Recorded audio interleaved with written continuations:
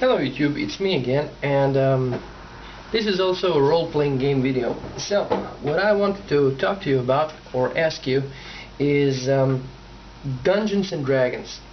Here, where I am in Croatia, you know, the most popular game, and I think generally speaking, the most popular game is Dungeons and Dragons.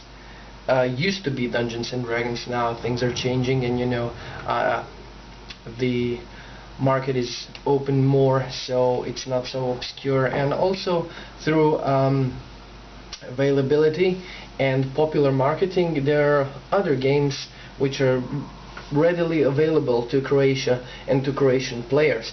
But there was not a lot of us before. I mean, 20 years before now, there was a really small clique of players, of people who actually played role-playing games, and 30 years before it was, you know, even more obscure. But now today is relatively well known through popularization of, you know, through media, TV and series and, you know, such. And it's also too popular to be a geek, yeah, which is I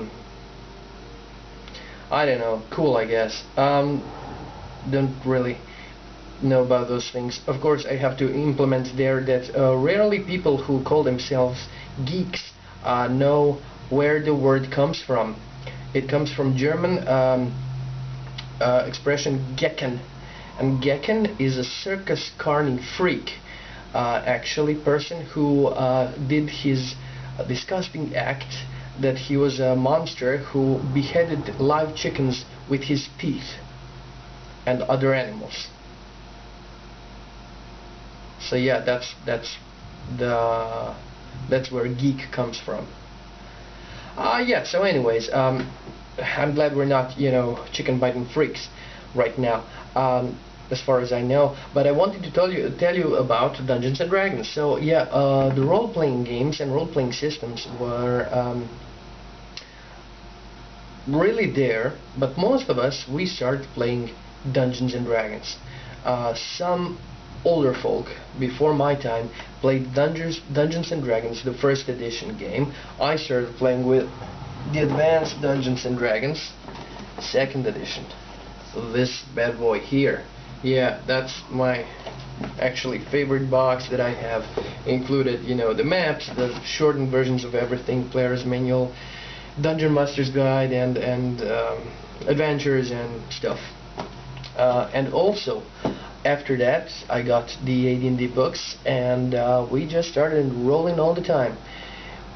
After that, there was a giant shift, I remember, when the third edition came out. And for a lot of us gamers, we were just stunned and astonished. And it was hard to have a transition from something that you have played and enjoyed for so many years, and then transfer it to something else. But the change was inevitable, and we got used to it. We started playing third edition, and then later third and a half edition.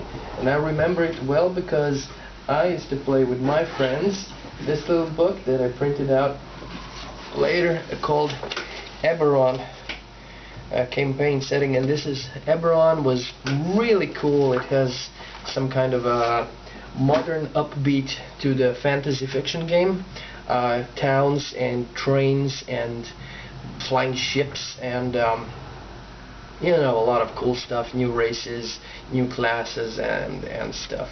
And it was really cool to play. And once you got into all those kind of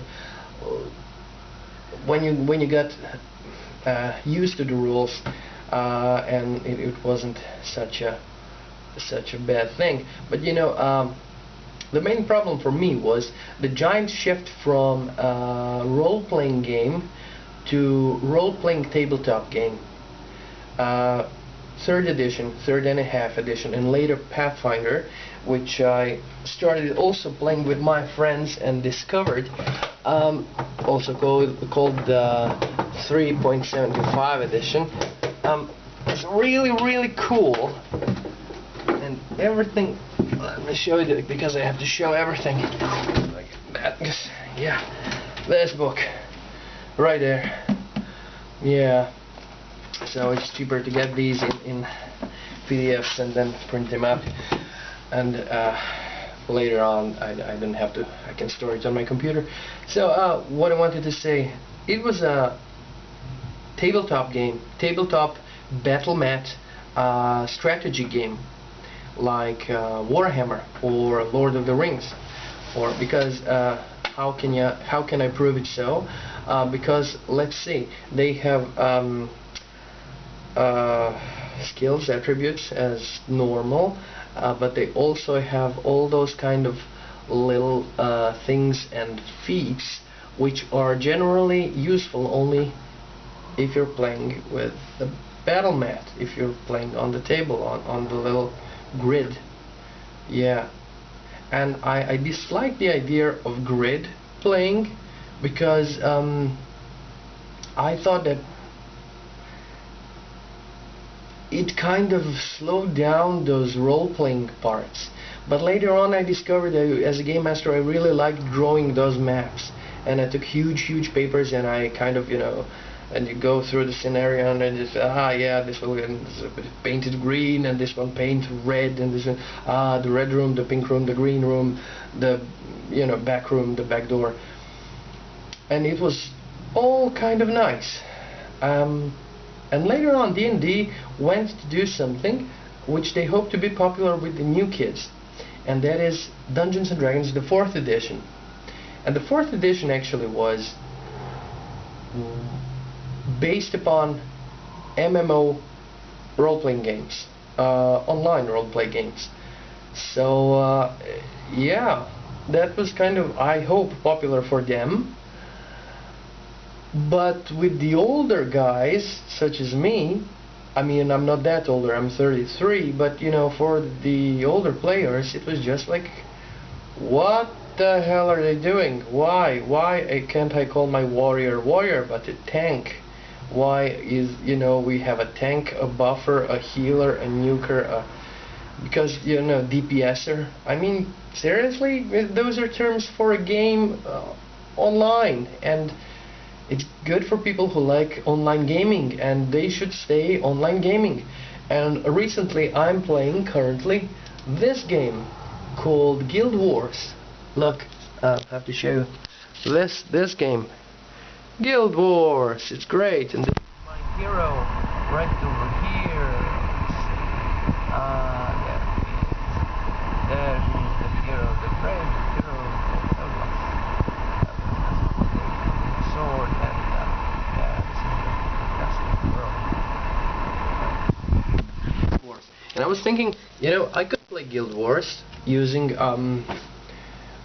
D&D rules, or if you wanted to say Pathfinder rules or something, but I would not use all of the schematics and skills and mathematics and structure from Guild Wars, because I think that would be impossible.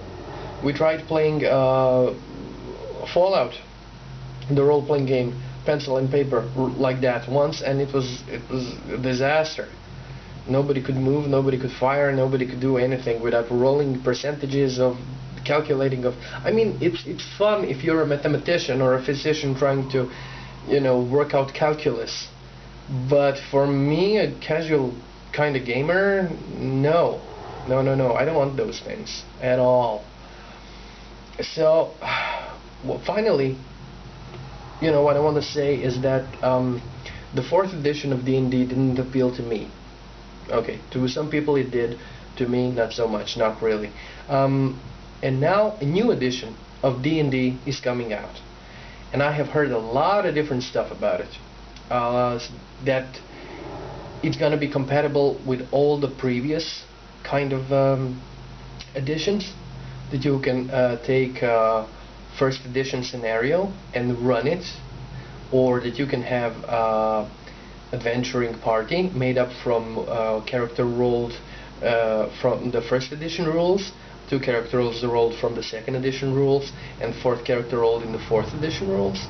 And I don't know, I have to see it to believe it. I mean, I have to see how it works out.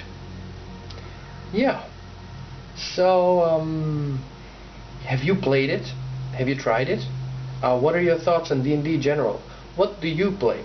What's your game? Please tell me in the comment section below.